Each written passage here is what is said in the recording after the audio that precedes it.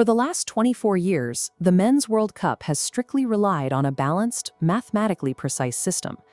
32 teams are split into 8 groups of 4.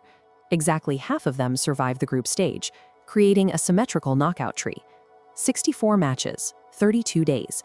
It is a concentrated event, usually hosted within a single nation's borders. But in 2017, FIFA leadership moved to scale the tournament up to 48 teams for the 2026 edition. The goal was to browse to the pitch while significantly increasing broadcast and ticketing revenue. The problem is that 48 does not divide into a clean, symmetrical knockout tree. If you cut the field in half, you get 24 teams. Have it again and you have 12, an uneven number that would force certain teams to receive a free pass to the next round, while others are forced to play. By forcing this expansion, FIFA compromised the tournament's structural integrity. They traded a proven mathematical balance for a logistical overhaul that required 6 years of redesign to settle. This was FIFA's first attempt at a solution, 16 groups of 3 teams each. But an odd number of teams creates a chronological flaw. Because only 2 teams can play at once, one team is always forced to sit out. On the final day of the group, 2 teams play, while the third can only wait for the result. This is a massive exploit.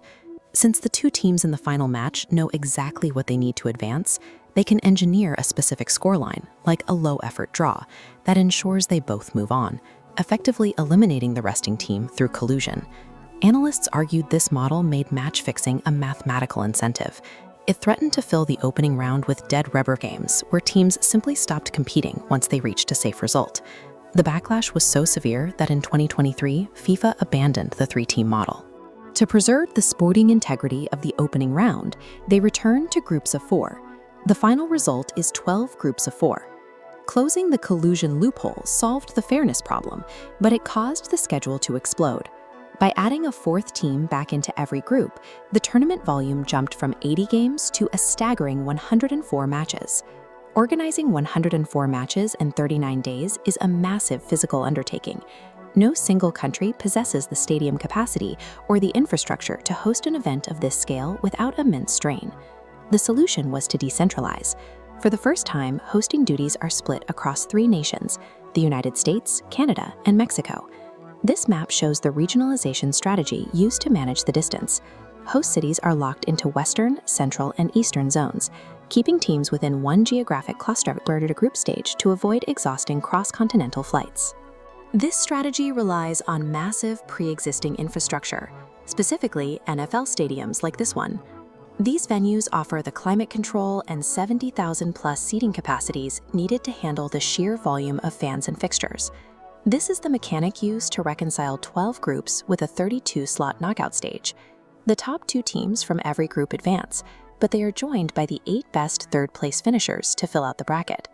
To maintain balance, the bracket uses separate pathways. The top-ranked seeds are funneled into opposite halves of the tree, ensuring the world's strongest teams are kept apart until the final rounds. Maintaining a balanced bracket across 48 teams required a total shift in scale. The 2026 tournament cannot be the concentrated, single-nation festival of the past. It has become a decentralized, continent-spanning industrial operation. This expansion does provide a concrete sporting benefit.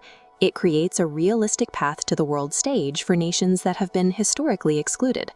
With more slots available, countries like Cape Verde, Jordan, and Uzbekistan are finally able to make their World Cup debuts. But that access comes with a cost for the fans.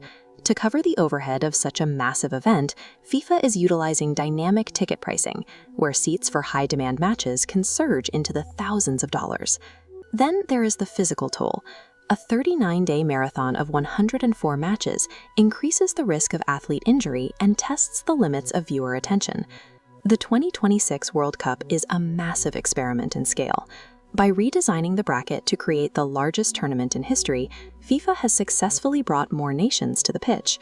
The question is whether they have democratized the game or simply stretched it into an expensive, exhausted spectacle.